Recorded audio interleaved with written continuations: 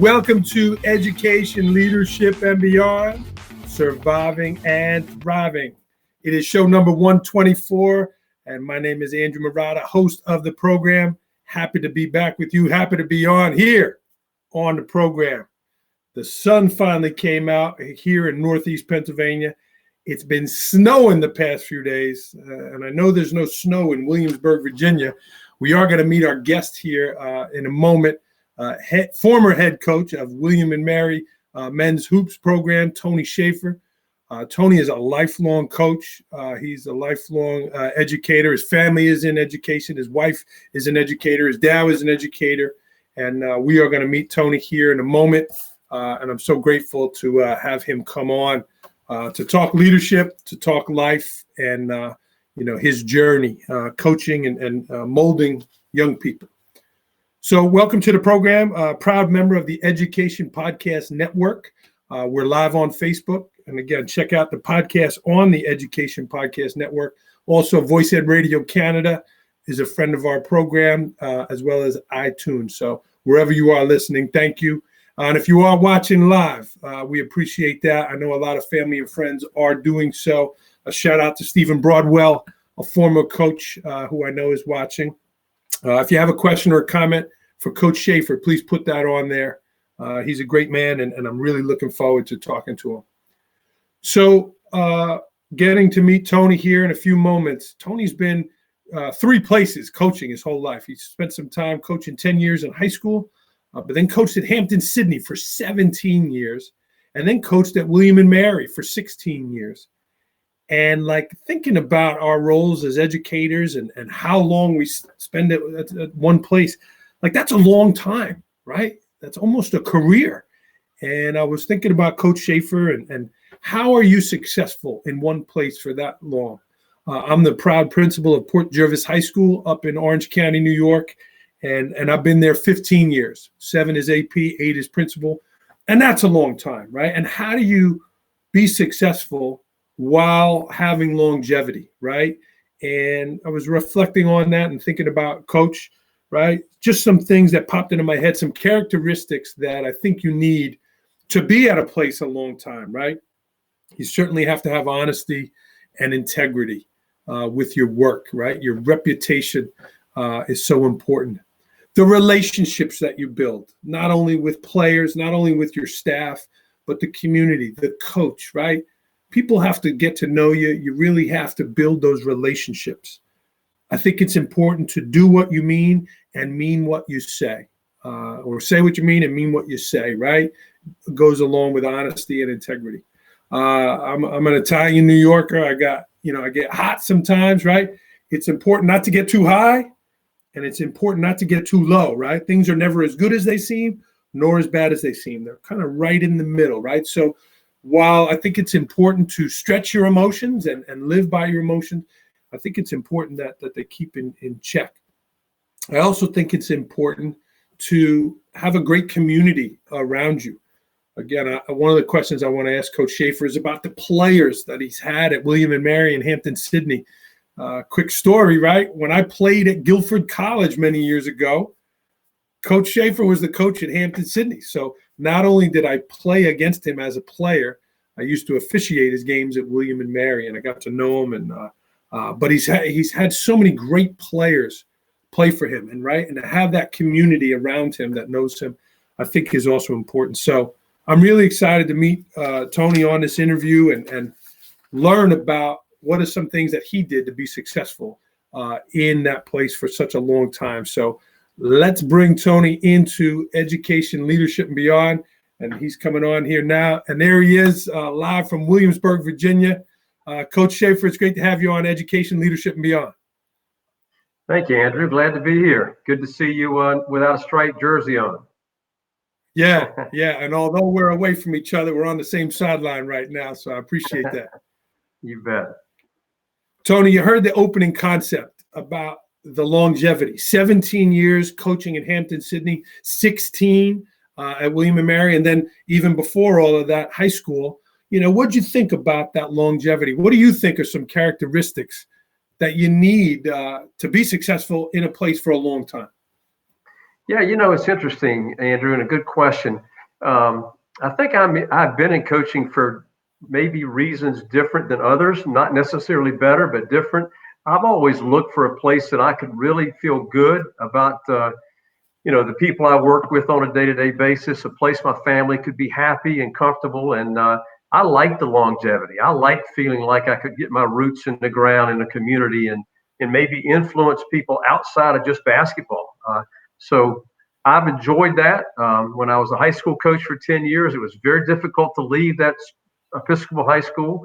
It was very difficult to leave Hampton-Sydney College to come to William and Mary, although most people said, why would you hesitate on an opportunity like that? So community's been important to me in my life. And then I think the longevity of it is just, being honest in what you do on a day-to-day basis and giving an honest effort every day too, because what you do Monday is going to impact Friday, and what you do in January is going to impact December. So, I've been lucky to have a great career and fun places to work and live. And, certainly successful in all of those places, including being in the Hall of Fame at Hampton-Sydney. I did a lot of, reading the articles. What did that mean to you, Tony, to be inducted into the Hall of Fame there for Hampton-Sydney College? Well, it was great. I mean, very humbling, opportunity for me, and one that I think our whole family appreciated and enjoyed. It's a place where I raised my kids. I have three sons, and they all grew up at Hampton-Sydney in rural Virginia, a place we loved, and I think they all feel a part of Hampton-Sydney today. So to be inducted in the Hall of Fame was really a neat thing for me, and a lot of fun too to go back and see so many people that I really liked and admired. Yeah. And, I mentioned before the show about I got a chance to play at Guilford, and we played against you, and God, your teams were always so good and played so hard. And then certainly officiating your games at William and Mary, your teams played with such energy, such speed. It was always such an honor. Tony, you and I had something similar here this past year. This is the first year we've been away from the game, the college game. I stepped away from officiating, and your time ended at coaching at William and Mary. What was it like this year for you, not coaching for the first time in 40 plus years? Yeah, it was first time in 43 years I hadn't had a whistle in my mouth and been on a basketball court, and I've certainly missed it. I mean, I really have. It's been a real adjustment personally and adjustment for our family. I've missed the players. I've missed the coaches. I've missed the competition. And maybe really miss those feelings after a win with a group of people. But at the same time, it's been a wonderful year and a half for my family too. I've had a chance to do some things that I've never done in my life. My wife and I took a trip back in the fall. We spent 2 weeks, and we never got to travel in the fall as a basketball coach, but we went to Maine and Nantucket for a week each, and just had a wonderful time. And we've had a chance to visit with our three sons and grandkids a little bit more. And my mom we had to put her in an assisted living this year, so I've had a chance to spend more time with her. So I really miss coaching and miss the people, but at the same time, you drive on and you find ways to spend your time, and it's given me a chance to do some things I've never had an opportunity to do. Yeah. And certainly now, this time of separation, it's such a different time. So a lot of changes coming your way. I know we're not going to talk too much about William and Mary, not being there, like, was it upsetting to you? Did it bother you? Or like, what did it feel to you to have that separation or that ending there? Yeah, sure. It was difficult. I mean, absolutely. And surprised me as well. But you know what? I've spent 43 years as a coach telling my teams that, a big part of being successful in athletics is dealing with adversity. It's not going to be smooth all the time. We're going to have officials make calls that we don't like, and things won't always go properly. But so it's sort of time for me to live that a little bit. So adverse moment for our family, but it was time to drive on too. You got to move forward and find new passions and things that inspire you in life. Yeah. it was, listening to you say what you kind of did during the season in the fall, like to be home on a Saturday in January and like wake up on a Saturday and have a cup of coffee and be home. It was so odd for me, and very similar. But Coach, it's a real honor really to talk to you now. And again, from what I knew you of integrity and honesty and just a class act. But the more I researched getting ready for the program, here's a quote from just one of your players. You've had so many great players. And this guy, I think, was a walk-on here, Chris Stratton. And it was a great quote. He said, "I had great professors at William and Mary when no one taught me a fraction of what I've learned from Coach Schaefer. He taught me how to lead. He taught me the details matter and doing things the right way always will pay off. He taught me to take joy in the process of hard work and taught me that I was capable of more than I realized. He taught me the importance of teamwork and he taught me the importance of mental toughness. He turned me what I am today." There's a lot of leadership points in there, Coach. But what stands out to you? What are some of the meaningful points in that quote for you?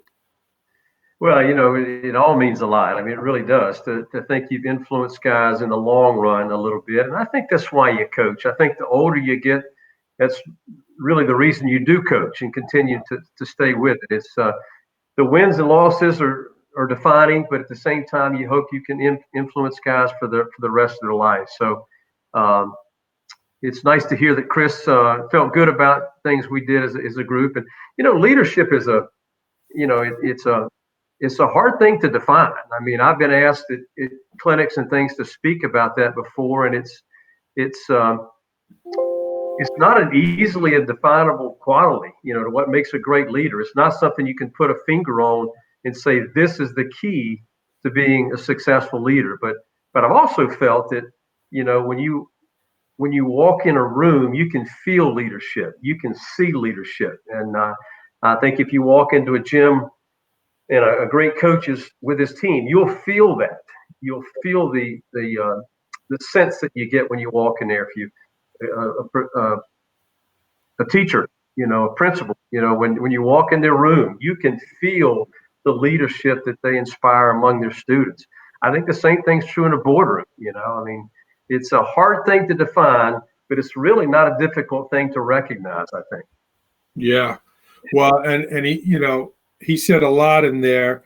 I'm researching about you, there's the wins and losses and there's the basketball stuff, which obviously were important, but that's not what people spoke about. People spoke about integrity and loyalty, commitment, hard working, or all of these words and things that people said about you, and that's part of the leadership that you're talking about.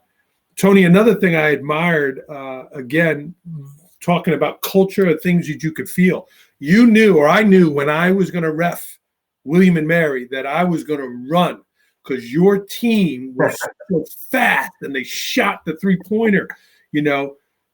Would you say that your team took on your personality? Where did that culture of wanting to play fast and speed it up and take more shots? Not that they were out of control, but it was high energy. Would you say that's a lot of your personality? Where did that come from? Yeah, I think it is, Andrew. I mean, it comes from a lot of things probably, but the style we played when I was at North Carolina under Dean Smith, we really dramatically changed our style here at William and Mary, but we still continued to play at a faster pace. But I think if people that have known me for a long time and watched me as an athlete and watched me as a coach, I think that the one term I hear the most is the intensity, and maybe the discipline that our teams play with. But I do think I'm a really intense person.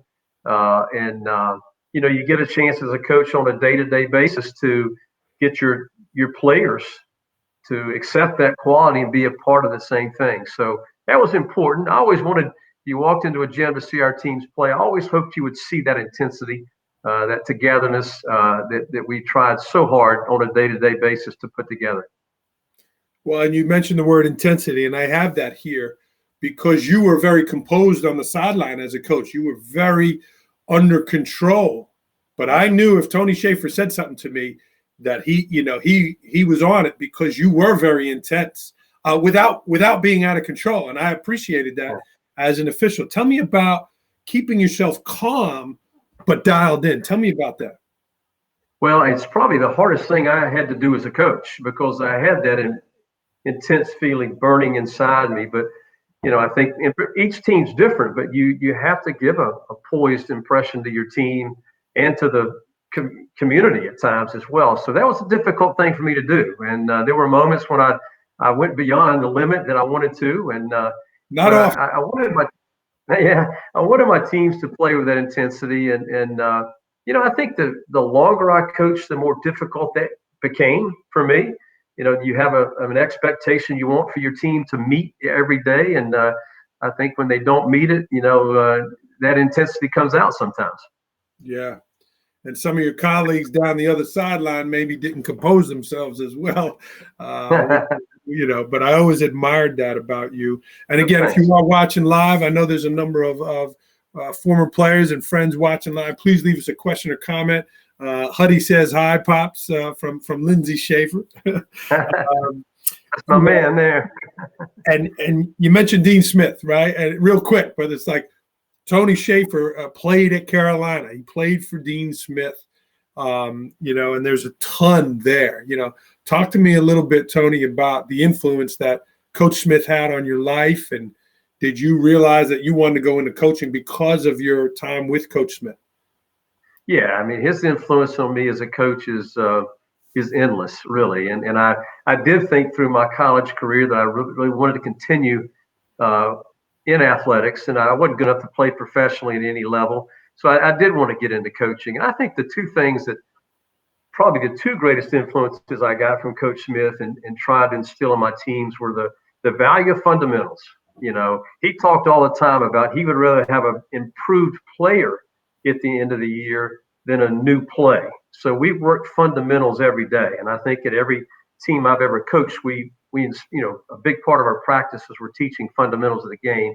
And I think the second thing was just how important it was to play together. That you're never going to meet your limit. You're never going to be as good as you could possibly be unless you're playing together and stop worrying about individual goals. So those are two of the biggest things. And probably a third thing, Andrew, that has influenced me today is that he was such a stickler for time and being on time. If he said practice was at 3, you better be on the court at 2:45. And if that bus was supposed to leave at 4, you better be on that bus at 3:45. And I'll never forget his quote about that, or his comment to us as players. If you're late to a meeting, or you're late to a practice, or you're late to a date, then you're simply telling the other person that your time's more valuable than theirs. And I'll never forget that, and so, being on time has always been a big part of my life. In fact, I'll tell you a quick funny story. My oldest son, Chris, was 10 years old and wanted to go to North Carolina's basketball camp. And at that point, I was working as a counselor. I graduated. And I told Chris, I said, Chris, you're going to have a great time. But let me just tell you, if they tell you to be on time, if they tell you 4 o'clock, make sure you're there early. So the very first day of camp, they're calling the roll out to see who's, getting on the bus. And they said, Coach, there's one guy missing. And my heart sunk. I knew it was Chris Schaefer.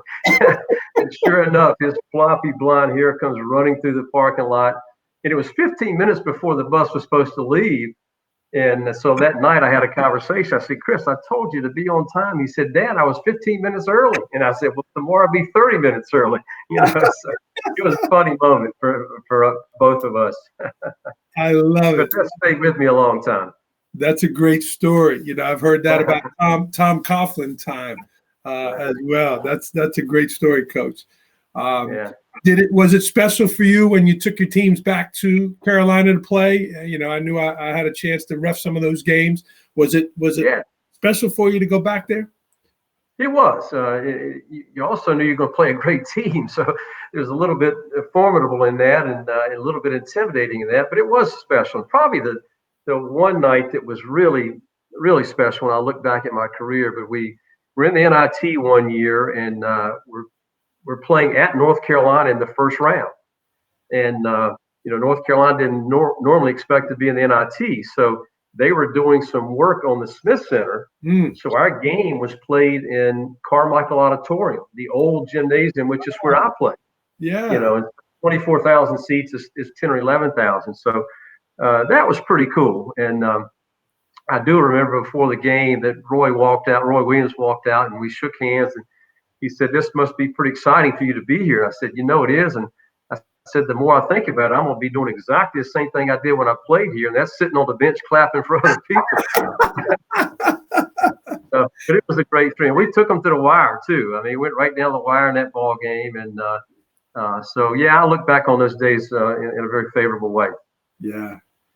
Awesome, Coach. And you talked about Coach Smith, and another big influence on your life. We talked a little off air, your dad, and I didn't know this, that your dad was a lifelong educator and a principal as well. What were some lessons from your father that you took from his teachings to your players in your classroom, in that gym? Well, it's a great question, and try not to get emotional talking about it, but I think just the value of doing things right on a day-to-day basis. I think one of my favorite statements as a coach is take care of the little things, and the big things will take care of themselves. And I think I learned that from my parents at home, and it's something my dad talked about with me a lot of times. But and it has a lot of connotations. I mean, it's real simple in basketball. You take care of the fundamentals, you take care of your job, and the score will take care of itself down the road. But it had a great influence in my life, and that's probably the number one thing that comes back to my mind. Well, and hearing you say that, here's Chris Stratton telling you that details matter, right? Details matter. So there it is. They do. That's beautiful. They do, and I think it's when you talk about leadership, and I mean, I think what makes a great leader, it's just doing it every day. I mean, you can't have a great practice one day and a bad one the next two and expect to be good. And so I think we really held our players to toe on a day-to-day basis and expected details to be taken care of, expected their effort to be great every day. And I guess the old coaching cliche, in some ways, you want the game to be easier than practice, so that everything flows smoothly for them. This is great, Coach. It's so nice to talk to you, and this is really great. 30 plus years in college, Coach, and again, you were away this year. What were some of the favorites, right? What were some of the things? Was it the time on the bus? Was it the last 4 minutes of the game? What were some of the really, your top three highlights of doing it all? Yeah. Well, I think the celebrations after a great win are always things that will come back to your mind. But to me, I remember too the day-to-day drudgery. Just getting through the tough things sometimes we knew would make us good in the end. And I remember certain games. I mean, at Hampton-Sydney, our first year to have a winning record. They hadn't had a winning record in a long time. That was a big day. That's a big thing, And then we went on to play in the national championship in Division III there, and in William & Mary to get to the CA tournament for the first time ever. Was the championship game they'd never been there before, so that was a great thing. So I thought the little accomplishments were really great things, and everybody wants to be a champion. Everybody wants to win championships, but doing the best you can on a daily basis is really important. Yeah. And you took both those teams to such high levels. I was looking back at your record, right? Those first few years at William & Mary, single-digit wins. They were, not on the winning side, but you eventually turned that around. Was that first few years hard for you? I think it took 4 years to get to a winning record. Yes, it was, Andrew. I mean, I think I've been fortunate in high school, college, and then as a coach to be in winning programs, and so I knew it would take some time at William & Mary, but losing's tough, man, and it's maybe what you're preaching is harder to get across to kids when you're not being successful. So they were difficult years, and I think that's what made my last 6, 8, 10 years at William & Mary so meaningful, is that we became a great program and competed at the top level, not just in the CAA, but we had wins against at Wake Forest, at Maryland, and I could go on with some of those things, but so the change that took place in the program is something that I want our players and coaches all to feel really proud of. Yeah, and you had tremendous players. Some of those guys, I mean, I loved them. I forgot the kid with the dreads was just fantastic. He had that buzzer beater at Drexel. I remember I was on the game. Yeah. Oh my God, that was fantastic. Coach, one of the things at William and Mary, right? They're one of the, I think it's 4 now that haven't gone to the NCAA tournament, and you were, this close. Was that something that was a big thing hanging over your head, that William and Mary is one of the schools that haven't gone to the NCAA tournament? Was that something that was pressing for you guys, or, hey, we want to get there? Sure. I mean, I think every year you start in college, your goal is to make the NCAA tournament. So something you always want to do. And, we 4 times played in the championship game. So we were really close, And, but it's always a goal and something you look forward to the opportunity to try to do. And those Colonial games were so tight. The tournament games just, and I was never fortunate enough to ref some of those championship games. But God, I think there were so many people that were hoping that you got over the hump. And like you said, the adversity, it just didn't go your way, because you certainly had the horses. You had great kids, So I hope William and Mary gets there one day, and I know you're not there anymore, but I'm sure you feel the same. Do you think you might coach again, Coach? Like, do you think, or do you think you're going to tie a bow on it and go on to something else? It's a good question, Andrew, and I've thought a lot about the last year, and it's something I love to do, and I think it would take the right situation for me to. I've had opportunities, but it would take the right situation for me to make that move again. I'm 66, and as I mentioned earlier, had a chance to do some things with my wife I hadn't done ever. And so I think about it a lot, not really sure what will happen down the road, especially with this crazy period we're all in right now with this pandemic. But it would take the right situation for me to do it, I think. Yeah. Yeah. Well, you look like I'm enjoying my grandkids way too much right now. So how many do you have? I know I've seen you after some of the games and you're holding a bunch of kids. How many do you have? I have 3 sons, and out of that group, we have 3 grandchildren. My oldest son, Chris, has a boy, Hudson, Huddy. You mentioned earlier, that's years old, and my middle son, Austin, who's in coaching. He has 2. Brady's 5, and the little Caroline is 3, almost 3 years old. So I've enjoyed getting more time with them. Beautiful. My dad used to tell me, and my mom just popped on watching. My dad used to tell me, "Don't make me come down there and show you how to do it," when he was talking to me about making grandkids. That's true.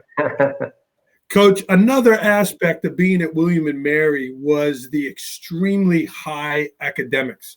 I'm a high school principal, trying to get all my kids to achieve. But you had to recruit a certain type of kid that was able to handle the rigor of the academics at William and Mary.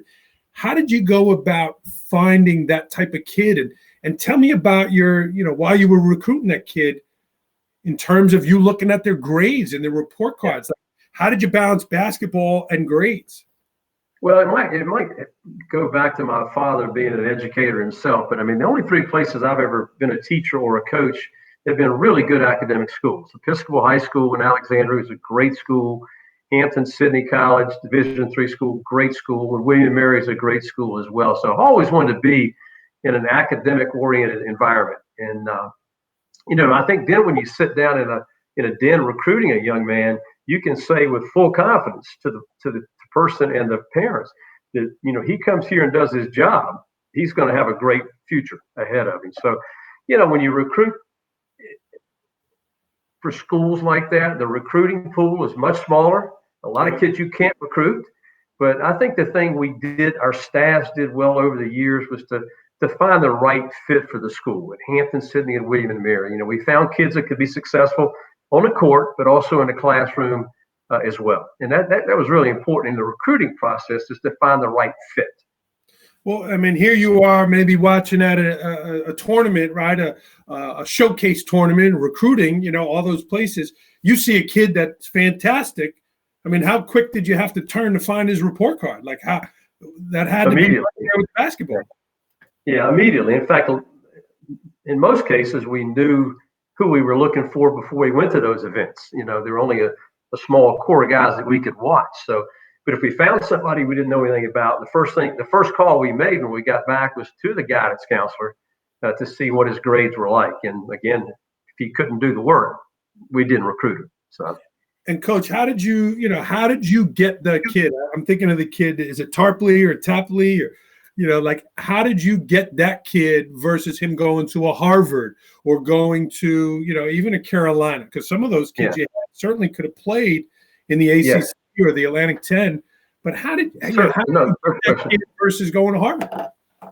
Well, I mean, Terry Tarpley is the guy you're talking about. Marcus Thornton you mentioned earlier. But, part of our recruiting process, part of our belief was we wanted to find guys that we felt could play at a higher level. Now, you don't always get them, but if we got one Marcus Thornton every 3 or 4 years, he can have an amazing impact on your program. So if a coach told me over the phone that he's a great Hampton-Sydney player or a great William & Mary player, I probably didn't recruit that kid because I wanted somebody that could play at a higher level, but the family valued everything that our schools had to offer. So we recruited at a high level.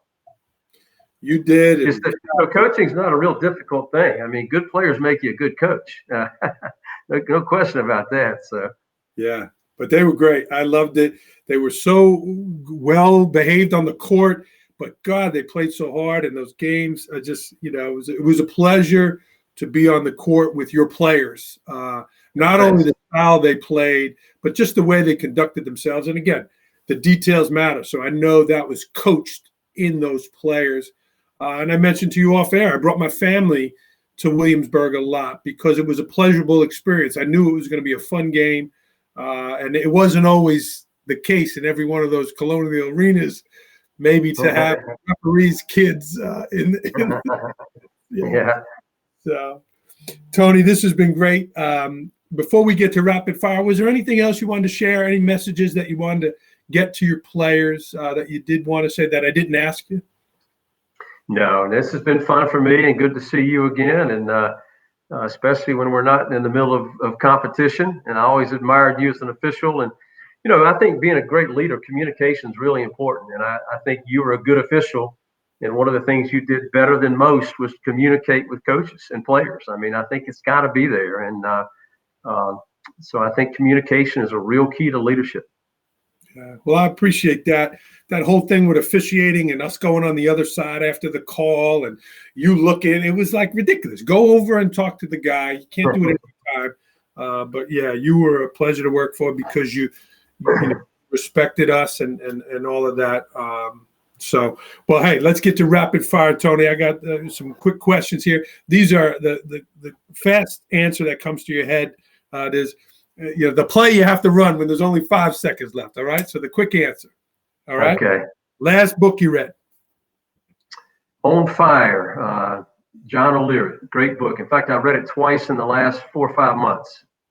People have recommended that book. He was a firefighter, right? Actually, no. He was a young fella that at age of 9 was burned in his garage, gasoline explosion, 100% of his body, and how he handled life after that. So a really remarkable book. That's adversity right there. Yes. Yeah. Last movie you saw? Ford versus Ferrari. Excuse me. Ford versus Ferrari. Yeah. Good book. Good movie. I enjoyed that. Yeah. Yeah. The 24-hour race. It's not like driving to Williamsburg, but yeah, very favorite place to travel. After this fall, Holden Beach, North Carolina, number one. That's where my family's been going for 30-some years. But after this fall, I'd have to say Maine and Nantucket were just, that was a special time for my wife and I. Yeah. Not in January, February, but that's a. No, great place to visit. I'm not sure I'd want to live there, but the fall was beautiful up there. How about a favorite place to travel in the Colonial when you were coaching? I'd probably say Wilmington. Great fans down there. But I love the beach. I mean, I love the beach and being close to Holden Beach is where we go. It's only about 45 minutes from Wilmington. So that felt a little bit like home to me down there. Yeah. And there's been some Carolina connections there as well with Coach Peterson and the gentleman that was formerly coached there. His name is escaping me, but yeah, certainly some Carolina connections. Sure have been. Yeah. You've talked a lot about the things that, the winning, things like that, but what is something else that motivates Tony Schaefer? I think I've always been motivated by just wanting your family to be proud of you, from your mom to your dad to your, today it's your kids, and, wanting them to feel good about what you've done. And family's always been important to me, and probably the most underlying thing that's, impacted my life, I think. I agree with that. That was a great answer. And looking at the job you've done at those past two colleges you've been at, I can't see a way that they're not proud of you. That's a great answer. You mentioned you appreciated my communication. What was something that got under your skin from a college official? Guys who wouldn't communicate, who wouldn't talk to you. And I think coaches do the same thing, but I certainly thought there were officials who thought they were the game, and I think as coaches and officials, it's important to remember that the game is for the players, and not for me to put on a show as a coach, and not for you as an official to put on a show. And there's certainly some officials that they wanted to be in the main arena. Best Dean Smith coaching line that you've heard him say? I'd probably have to go back to, the thing about being on time. I mean, it drove us on a day-to-day basis. One other quick story about that, Phil Ford, who was the best player in the country, as a matter of fact. He was NCAA Player of the Year, but we were playing Duke on a Saturday, and let's say the bus was leaving at 4, and at 3:45, all of us were on the bus, but Phil wasn't there, and we were thinking, I know this isn't a quick response to you, but we're thinking certainly he won't leave Phil Ford behind. And at 4:00, that bus pulled out, and we were a little bit surprised that didn't matter. It was Tony Schaefer, Phil Ford. That bus moved on. So, and he didn't play in the Duke game. Right. Wow. Wow. Best thing about Williamsburg that you like?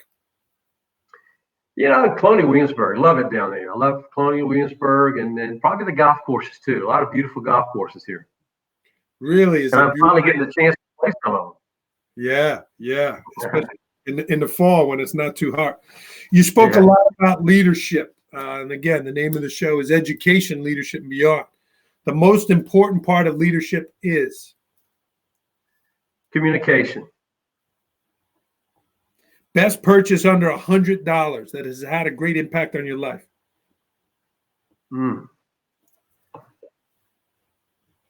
Good question. Probably my putter. It's yellow fiberglass. Got it for practically nothing, and it's been in my bag for about 30 or 40 years, and still love it. Still good to me. Beautiful. Something about Coach Schaefer that people do not know about? Crazy about my grandkids, and they probably think I'm a crazy grandfather too. That's beautiful, Tony. I believe we all have a book in us. What would be the title of your book?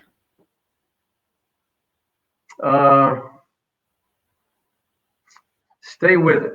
Finish the race. Just persistence, I think. I like it. You get some time now to write that book. Get rolling with it. Yeah. What's a short-term goal, Tony? I know you shared some stuff, the travel with your wife, but what's a short-term goal you'd like to, 3 to 5 months? I think probably in my situation today is to figure out where we're going to land. Do I get back into coaching? Do I go ahead and retire? And if so, where do we end up? Calling home. That's a big question. I'm sure your team, Mr. Schaefer, is going to be weighing in on that. Just a little bit. I want to thank her for allowing us to use the computer here. This probably goes into the long term as well, 3 to 5 years, because that factors in there. And Tony, I asked for a quote. You really gave a great one, and I don't know if you have a different one, but can you share the quote again about your dad, that the little things? Say that again. Yeah, take care of the little things, and the big things will take care of themselves. I mean, that's true in every aspect of life. It really is. I love it. This was great, Tony. I'm hoping that your players get a chance to see it, and really fantastic. I appreciate you coming on. Any last points that you wanted to share? No. Wish everybody the best during this crazy time in the pandemic, and wish you and your family the best as well. Tony Shaffer, everyone. I am at Andrew Marotta 21. Tony, it's been an honor. Please stay on the line a second, and I will put this out. I'll put Tony's Twitter on there as well. I didn't see it when we started. So, but this is Education, Leadership, and Beyond. I am Andrew Marotta. This was show 124. Tony, thanks very much. Thanks, Andrew. All right, we're going to cue this music up. Let's see if I can play that, and we will get going.